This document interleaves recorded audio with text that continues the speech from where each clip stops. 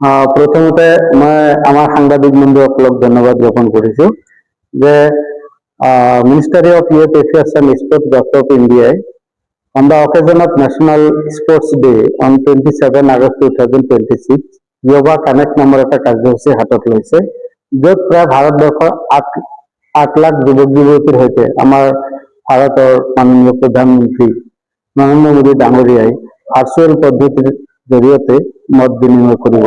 খেল কি বাত পিএম মোদী কে সাথ। আৰু তাৰ বাবে প্ৰতিখন জিলাতে দুখনকৈ উচ্চ শিক্ষানুষ্ঠান নিৰ্বাচন কৰিছে।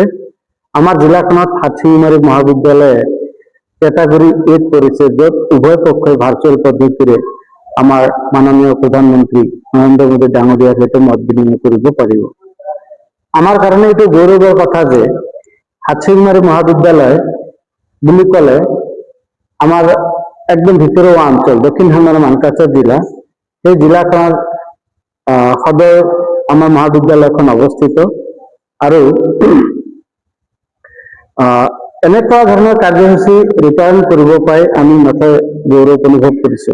এই কাৰ্যসূচীৰ মূল উদ্দেশ্য হৈছে ৰাষ্ট্ৰীয় আৰু জিলা পৰ্যায়ৰ যুৱক যুৱতীসকলক ক্ৰীড়াৰ প্ৰতি উৎসাহিত কৰি তোলা তথা বিভিন্ন খেলৰ প্ৰতি থকা প্ৰতিভাসমূহৰ বিকাশ সাধন কৰা, বিকশিত ভাৰতৰ ওপৰত যুৱক যুৱতীসকলৰ ধাৰণা দৃঢ় কৰি তোলা, লগতে ক্ৰীড়াৰ প্ৰতি বা খেলৰ প্ৰতি চৰকাৰৰ দায়বদ্ধতা দৃঢ় কৰা।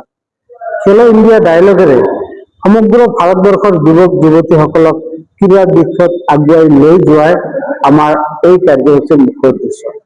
মাই ভাৰত মেৰা য়োগা ফৰ বিকশিত ভাৰত পলিচিৰ আধাৰত 2036 চনৰ অলিম্পিক গেমছত যাতে ভাৰতবৰ্ষৰ প্ৰায়ভাগ যুৱক যুৱতী স্থান লাভ কৰিব পাৰে, সেই উদ্দেশ্য আগত ৰাখি আমাৰ মাননীয় প্ৰধানমন্ত্ৰী নৰেন্দ্ৰ মোদী ডাঙৰীয়াই এই কাৰ্যসূচী হাতত লৈছে। আমি আশা কৰিছো আমি নিশ্চয় সফল হ'ম। আমাৰ সন্মানীয় প্ৰাইম মিনিষ্টাৰ প্ৰধানমন্ত্ৰী নৰেন্দ্ৰ মোদী ডাঙৰীয়াই যি সংকল্প লৈ এই কাৰ্যসূচী ৰূপায়ণৰ ব্যৱস্থা কৰিছে, আশা ৰাখিছো নিশ্চয় ছাকচেছ হ'ব, কৃতকাৰ্যতা লাভ কৰিব। লগতে ধন্যবাদ দিছো আমাৰ নৰ্থ ইষ্ট ৰিজনেল ডিৰেক্টৰ জামজিলান ছাৰক। তেখেতৰ নেতৃত্বৰ জৰিয়তে আমাৰ গোটেই নৰ্থ ইষ্টত এই কাৰ্যসূচী ৰূপায়ণ কৰিব। কাৰ্যসূচী আমাৰ চলি থাকিব অহা 27 তাৰিখ, আৰু আজিলৈকে তেওঁ আমাক নেতৃত্ব দি আছে, বিভিন্ন ধৰণৰ সাজেশ্যন দি আছে কেনেকৈ আমি 27 তাৰিখে প্ৰগ্ৰামটো ছাকচেছ কৰিব পাৰো। তো সেই সুযোগতে তেখেতকো আমি ধন্যবাদ জ্ঞাপন কৰিছো। 27 তাৰিখ আমাৰ 8:30 পৰা কাৰ্যসূচী আৰম্ভ হ'ব। 8:30 পৰা 9:30 লৈকে আমাৰ ৰেজিষ্ট্ৰেশ্যন হ'ব। মাই ভাৰতত যিবিলাক আমাৰ গেষ্ট আছে তথা পাৰ্টিচিপেণ্ট থাকিব যুৱক যুৱতীসকল, সেইসকলৰ মাই ভাৰতত ৰেজিষ্ট্ৰেশ্যন হ'ব। আৰু এটা কথা মই জনাব বিচাৰিছো যে বিশেষকৈ স্পৰ্টৰ দিশত আমাৰ ইয়াত ইনভলভ আছে, আমাৰ ডিষ্ট্ৰিক্ট স্পৰ্টছ অফিচ গোটেই টিমটো আমাৰ লগত আছে।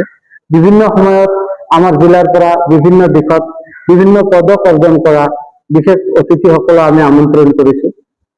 যিসমূহ যুৱক যুৱতীয়ে বাহিৰত গৈ স্বৰ্ণ পদক বা ব্ৰঞ্জ পদক যি অৰ্জন কৰিছে সেইসকলকো আমি মাতিছো। ইয়াৰ দ্বাৰা আমাৰ নৱপ্ৰজন্মৰ যুৱক যুৱতীসকলে অলপ উৎফুল্লিত হ'ব, স্পৃহা পাব আৰু খেলৰ দিশত আগুৱাই যাব বুলি মই আশা ৰাখিছো।